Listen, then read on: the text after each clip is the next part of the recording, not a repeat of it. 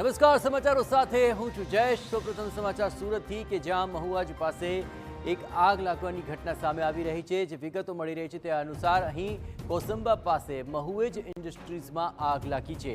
Universal warehouse નામના આ ગોડાઉનની અંદર આગ લાગી હોવાના સમાચાર છે।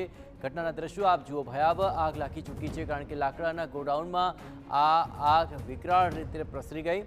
સદનસીબે આગના બનાવમાં જાનહાનિ તો ટળી ગઈ છે, પણ ગોડાઉનમાં રાખેલો લાકડાનો પ્લાયવુડનો જથ્થો બળીને ખાખ થઈ ચૂક્યો છે। ફાયર વિભાગ દ્વારા અહીં મેજર કોલ જાહેર કરવામાં આવ્યો છે અને આગ બુઝાવવા માટે અહીં ભારે જહેમત ફાયર બ્રિગેડ ઉઠાવી રહ્યો છે।